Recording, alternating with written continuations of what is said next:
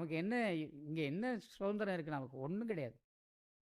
நடத்திக்கிட்டு இருக்கிறவர் யாரோ. சிவராமன்ற இந்த உடலும் சிவராமன்ற இந்த உயிரும் சிவராமனுக்கு சொந்தம் இல்லை. உட்கார்ந்து கேட்டுருக்கிற உங்களுக்கு உங்கள் உயிரும் உங்கள் உடம்பும் உங்களுக்கு சொந்தம் இல்லை. அப்போ எது சொந்தம் நமக்கு? இந்த ஞானிகள் எல்லாம் தங்களை சொந்தமாக்கி கொண்டார்கள். இந்த உடலை அறிந்து கொண்டார்கள். உடலுக்குள்ளே இயக்குகின்றவனை அறிந்தார்கள். அந்த இயக்கும் பொருளையும் இயங்கும் பொருளையும் ஒன்றாக ஆக்கி இந்த மண்ணில் இந்த பூமியில் போடாமல் பண்ணிக்கிட்டாங்க. அதுதான் மரணமில்லா பிறவாழ்வு, அதுதான் சாகா கல்வி. அதனால் அந்த உணர்வு, அந்த உணர்ச்சியில் தான் போகணும். அதான் எழுதுகிறார். பெரும்பதியை அத்தகையோர் அருமருந்தை, அது நாத மருந்துன்னார். வைத்திய நாத மருந்து அப்படின்னார். அது பார்க்க பசிபோ மருந்து தன்னை பாராதவரை சேரா மருந்துன்னார். இங்கே இந்த மருந்தை பற்றி அற்புதமாக வள்ளல் பெருமான் 596 வரிகளில் மருந்து பகுதியில் அழகாக எழுதுகிறார். யார் ஒருத்தர் தவம் செய்து தன்னை அறிய முற்படுகிறார்களோ அவர்களுக்கும் உலகில் இருக்கிற மாதிரி எல்லாம் வரும். வந்தால் கூட மருந்தென வேண்டாம். வள்ளுவன் சொன்னது போல் அவங்க என்ன சாப்பிட்டா இந்த உணவு என்ன உணவை மாற்றினா இந்த உடம்பு நிலைக்கும்.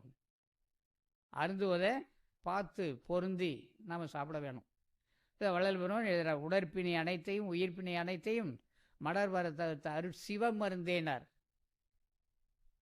வெளிநாட்டில் ஒரு பெரிய ஆராய்ச்சி பண்ணிட்டாங்க. ஆக்சிஜன் குறைபடுகின்ற பொழுதெல்லாம் நோய் ஏற்படுவதாக இன்றைக்கி கண்டறிந்து மிக பத்திரிகையில் வெளியிட்டாங்க. அது பெரிய விஷயம். அது இந்த பிராணாசக்தி தான். அது இல்லைன்னா இந்த உடம்பு வீணாக போவோம். ஆக ஆக்சிஜனாலேயே குணப்படுத்த முடியுமா? இப்போ குணப்படுத்துகிற ஒரு வழி கண்டுபிடிச்சிட்டாங்க. வெறும் பிராணவாயு இருந்தால் போகிறோம். கண்டுபிடிச்சி அதை வெளிக்கு கொண்டு வந்துட்டாங்க.